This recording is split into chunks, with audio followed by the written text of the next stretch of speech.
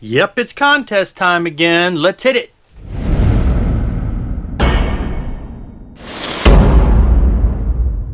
So John over JC Rock and Metal Reviews is having a contest. He just had a contest. I know I blew it by not getting into the last contest, but he's up to a contest for 300 subscribers, and as such, he wants to see three consecutive albums by a band, and then talk about them. He wants to see this in under 5 minutes. But anyway, let's get right to this. So I went through, and of course, I have so many bands I could talk about that have three in a row that I love. And then I thought, I could go with some of the favorites that I'm always showing. But then I thought, there's two reasons I'm showing this one. First off, I don't see as much love. I mean, obviously they love this particular artist, but you don't see as much shown.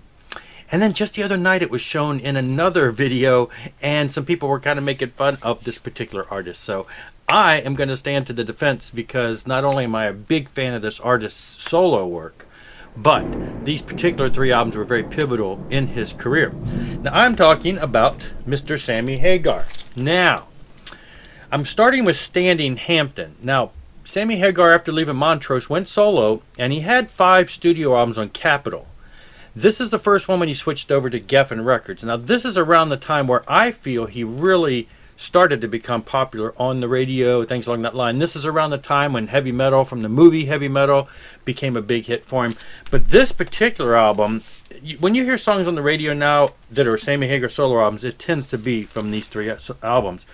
There's only one way to rock, Baby's on Fire, and I mean, maybe these aren't big hits because, but they are to me. I'll Fall in Love Again, of course, Heavy Metal, Baby It's You. I mean, this album, top to bottom, start to finish, is just amazing classics in my opinion. It's just top notch.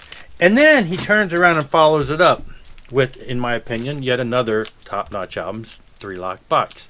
Now, I remember hearing this one when it first came out. It was like on Rockline or something, where they were interviewing him, and then in between they were playing songs from the album. And I remember that was my preferred method of listening to this album back in the day, was to play that cassette, because not only was it getting little sniglets of interviews, but then you're getting pretty much all the tracks from the album, a lot of them, and it was just some great information. But of course, Three Lock Box was the video. But that song doesn't seem to be the one that is still as memorable from the album, because you've got, Remote Love, Remember the Heroes, Your Love Is Driving Me Crazy tends to be a little more common.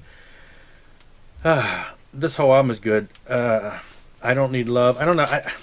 I can't find a bad song on this album, but I know that a couple of them are still, classics that you might occasionally hear. And then that was followed up by VOA, Voice of America. And of course, this brought us the huge hit that is always played on the radio, I Can't Drive 55. It's in itself is just a top-notch album. Aside from I Can't Drive 55, you got Rock Is in My Blood, VOA, Burning Down the City. I mean, this album is just chock full of great hits. And of course, after this is 1984. After this was when he headed off into Van Halen world, and the rest is history from there, before he returned to his solo work years later. But these three, the last 3 before the Van Halen years, are, in my opinion, some of his absolute best. And I just wanted to sing his praise. Now, I love all the 5 albums before, and that's just classic stuff. But it seems to me when he hit the Geffen years, things really changed, and he really took a turn for being more popular at that point. So anyway, that's my contest entry for this. Thanks a lot, John, for having this contest. Rock on and rock hard.